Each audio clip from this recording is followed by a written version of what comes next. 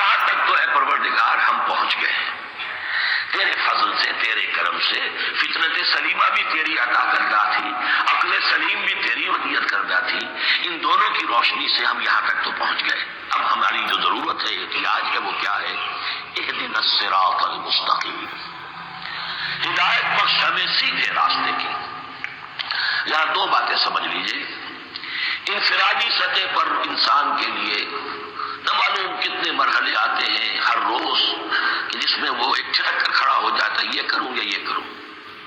دو alternative سامنے آ رہے ہیں، فیصلہ کرنا مشکل ہو رہا ہے، قدم قدم پر ہدایت کی ضرورت ہے۔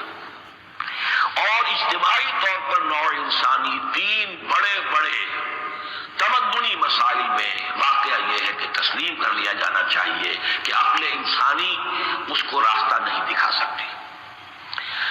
عام معاشرتی سطح پر مرد اور عورت کے درمیان حقوق اور اختیارات کا کیا توازن ہو، ناممکن ہے، انسان طے نہیں کر سکتا۔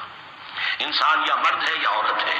عورت سوچے گی اپنے جذبات کا، اپنے خیالات کا لحاظ رکھے گی، مرد کے جذبات و احساسات کا اسے اس کا کوئی تصور ہی ممکن نہیں۔ مرد سوچے گا اسے اپنے احساسات معلوم ہے، لیکن یہ کہ عورت کے احساسات سے وہ نابلد ہے، ان کو محسوس کر ہی نہیں سکتا۔ لا محالہ وہ اپنے بارے میں وہ جو بھی نظام بنائے گا اس میں وہ اپنی بالادستی رکھے گا۔ وہ تو ایک ہی ہستی ہو سکتی ہے کہ جو دونوں کی خالق ہے، مرد کی بھی عورت کی بھی، اور اس کو دونوں سے محبت ہے، دونوں کا خیر خواہ ہے، دونوں کا رب ہے، دونوں کو پروان چڑھانا چاہتا ہے۔ اسی طرح فرد اور معاشرہ یا ریاست، حکومت اور ریاست ہمیشہ یہ چاہتی ہے کہ سارے اختیارات ہمارے ہاتھ میں آ جائیں، ٹوٹلیٹیرین سوسائٹی ہو، بس ہم حکم دیں اور لوگ اس پر چلیں۔ افراد یہ چاہتے نہیں، ہمیں آزادی ہونی چاہیے۔ اب آپ دیکھیے کہ دنیا میں کتنے جھگڑے چلتے ہیں اسی پر، فریڈم فریڈم فریڈم۔ وہ فریڈم واقعتاً اپنی جگہ پر ایک شے ہے، افراد کی آزادی ہونی چاہیے، لیکن افراد کی آزادی اتنی نہ ہو جائے کہ وہ مادر پدر آزاد ہو جائے۔ کوئی قانون، کوئی قاعدہ، کوئی اخلاقی، کوئی حدود اور قیود جو ہے ان کا پابند نہ رہے۔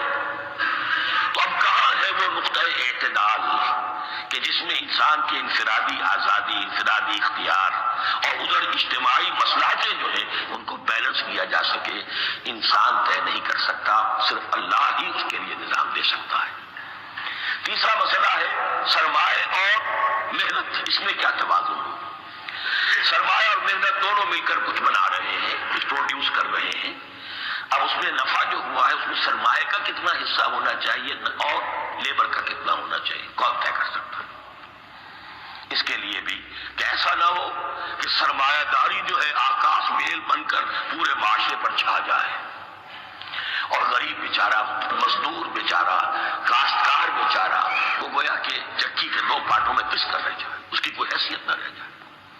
لیکن یہ کہ دوسری طرف اگر یہ کہ مزدور کا جو حق ہے اس سے زیادہ اس کو دے دیا جائے تو سرمایہ جو ہے وہ سکڑ جائے گا، شائی ہو جائے گا، وہ پھر میدان میں نہیں آئے گا۔ کیا کیا جائے؟ کون سا نقطہ عدل و اعتدال ہے؟ یہ تین مسائل ایسے ہیں، اہدنا الصراط المستقیم۔